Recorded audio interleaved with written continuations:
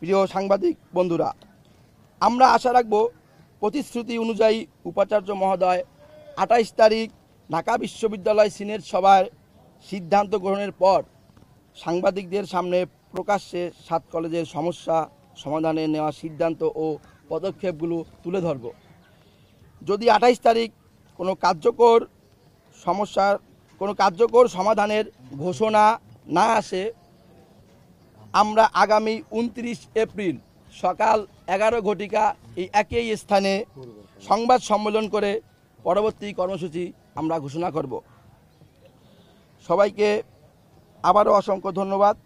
আসসালামু আলাইকুম।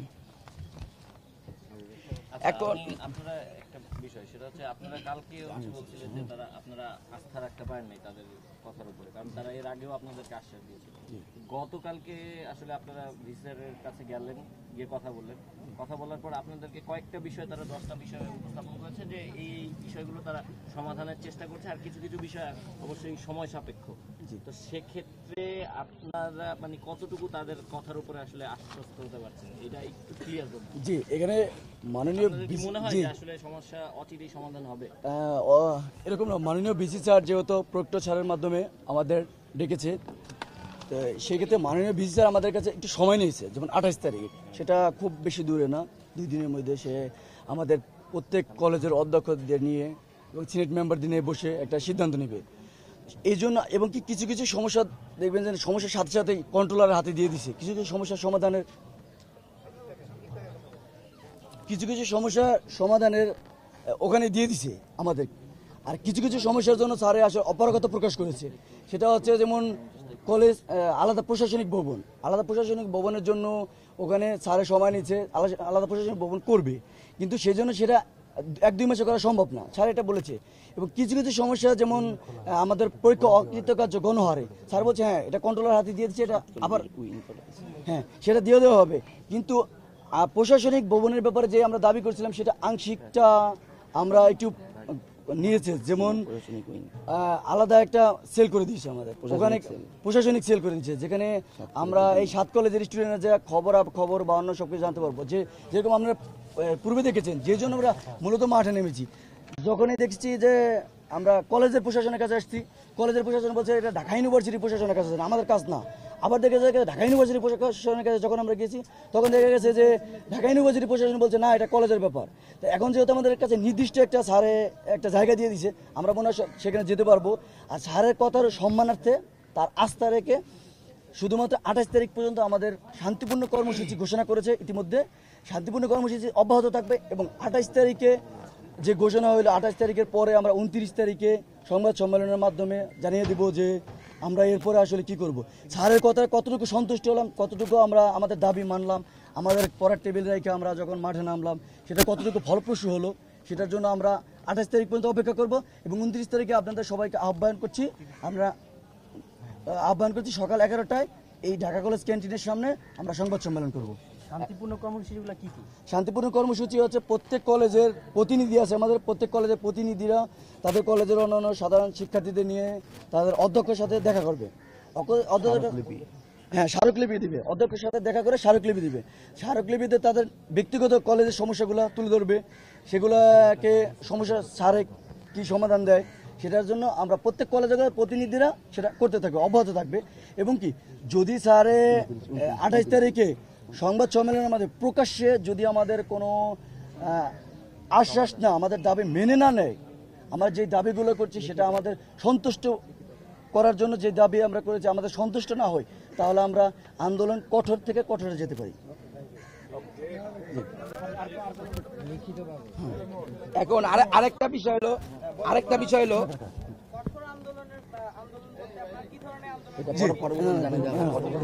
আমরা যেহেতু বলেছি কঠোর আন্দোলন বলতে আমরা যেহেতু বলেছি যে 11টা আগামী 29 তারিখ 11টায় এই জায়গায় সংবাদ সম্মেলন করে আমরা আপনাদের জানিয়ে দেবো যে কঠোর আন্দোলন, সেটা হতে পারে রাস্তা অবরোধ হতে পারে, সেটা হতে পারে গণ আমরণ অনশন। এখন প্রিয় সাংবাদিক বন্ধুরা, এখন বিষয় হলো আমাদের যে 5 দফা দাবি, এই গতকাল আমাদের 10 জন প্রতিনিধি আমরা বিধি মহোদয়ের সাথে দেখা করি, সে খুব ভালো কথা বলেছেন এবং খুব আন্তরিকতার সহিত আমাদের দাবি দাওয়াগুলো সে গ্রহণ করেছেন এবং আমাদের প্রত্যেকেরই সে বক্তব্য নিয়েছেন। আমরা একজন বহুবার দাঁড়িয়ে কথা বলেছি। এখন বিষয় হলো এই 5 দফা দাবি, এটা কিন্তু সে তার যে বক্তব্য, তার বক্তব্যে এই 5 দফা দাবি অনেক আগে থেকেই চলমান প্রক্রিয়াধীন আছে বাস্তবায়নের, কিন্তু এরকম আশ্বাসে আমরা আর বিশ্বস্ত নই। আমরা এখন এটা বাস্তবায়ন চাই, আমরা অতি দ্রুত আমরা এটা বাস্তবায়ন চাই। এবং আমাদের বিসি মহোদয় বলেছেন যে তোমাদের 7 কলেজের যে বিষয়গুলো, এগুলো এখন থেকে তাৎক্ষণিকভাবে তোমরা প্রিন্সিপালের বা কলেজ কর্তৃপক্ষের সাথে যোগাযোগ করবা, ওইখানে তোমাদের ভালো একটা সমাধান আসবে। এরপরে যদি না আসে সেটা আমরা দেখব।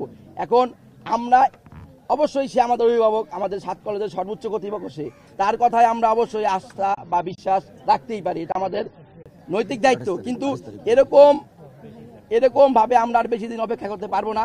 তার যেই কথা এবং কাজের সাথে যদি মিল না হয়, এরপরে আমরা পরবর্তী কর্মসূচিতে আমরা আরো কঠোর, যেটা বলেছে কঠোর হতে আমরা বাধ্য হব। এবং আমাদের এখন এই যে স্যারে যেটা বলছে 10টা আস্থা, সেটার মধ্যে বলা হয়েছে যে 90 দিনের মধ্যে আমাদের যে দাবি, এই 90 দিনের মধ্যে সে এটা দিয়েছে, এই 10টা আস্থা দেওয়া হয়েছে এবং এটা সবাইকে জানিয়ে দেওয়া হয়েছে বেশ। এবং এই সাইলেন্ট জি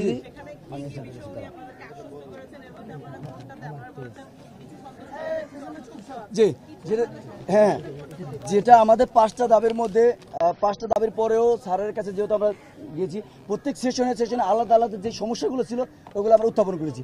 যেমন এর মধ্যে হলো পরীক্ষায় গণহারে অকৃতকার্য, সেটা স্যারের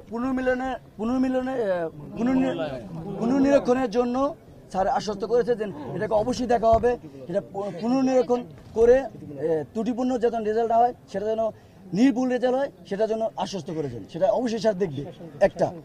আরেকটা হলো সেশন জটের আপনারা দেখেছেন ঢাকা ইউনিভার্সিটির আন্ডারে যাওয়ার পর আমরা যারা আগে ছিলাম, যে ন্যাশনাল ইউনিভার্সিটি থেকে ঢাকা ইউনিভার্সিটিতে আসছি, তাদেরকে একটা বড় ধরনের সেশন জট দেখাই দিয়েছে। কিন্তু একাডেমিক ক্যালেন্ডার, আমরা যখন একাডেমিক ক্যালেন্ডারের কথা স্যারের কাছে বারবার প্রকাশ দাবি করতেছিলাম, তখন স্যার বলছে একাডেমিক ক্যালেন্ডার প্রকাশ হয়েছে, একাডেমিক প্রকাশ দিয়েছে।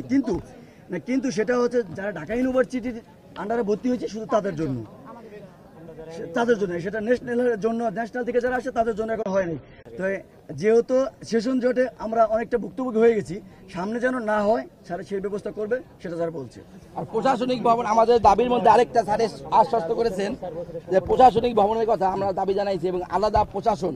স্যার বলছে যে হ্যাঁ, এটা প্রক্রিয়াধীন আছে এবং স্যার বলছে যে একটা প্রশাসনিক উইং সে ওইখানে করে দিয়েছে, যেখানে আমাদের প্রশাসনিক উইং দেওয়া হয়েছে এবং পরবর্তীতে আমাদের প্রশাসনিক ভবন সহ আমাদের যে দাবিগুলো আছে আদায় করবে। এবং ক্লাস প্রোগ্রাম এবং একাডেমিক ক্যালেন্ডার এটা প্রক্রিয়াধীন আছে, কিছুদিনের মধ্যেই স্যার বলছে এটা প্রকাশ করা হবে।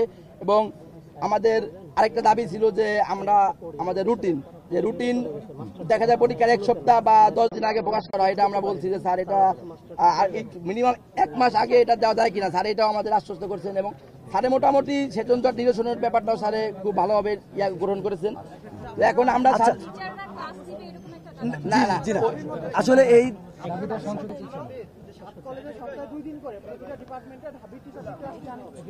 সংশোধন করা হয়েছে।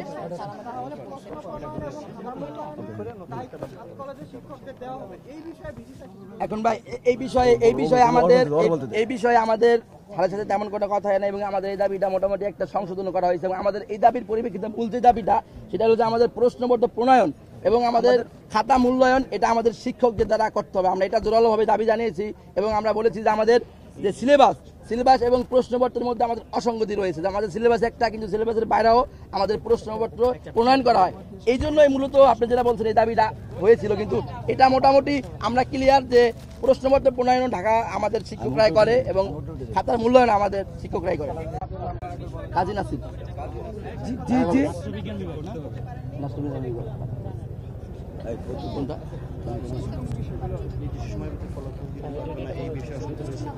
আসলে আমরা স্যারে আমাদের আশ্বস্ত করেছেন, হ্যাঁ কোন বিষয় একটু সাইলেন্ট, কোন বিষয়ে আমরা সন্তুষ্ট হই নাই। আমাদের স্যারে কিন্তু একদম কোনো দাবিকেই স্যারে মেনে নেয়নি, এরকম না যে এটা করা যাবে না। জি না, আচ্ছা বলতেছি ভাই, পরে কথা বলি। হ্যাঁ, ওকে ডান। ধন্যবাদ।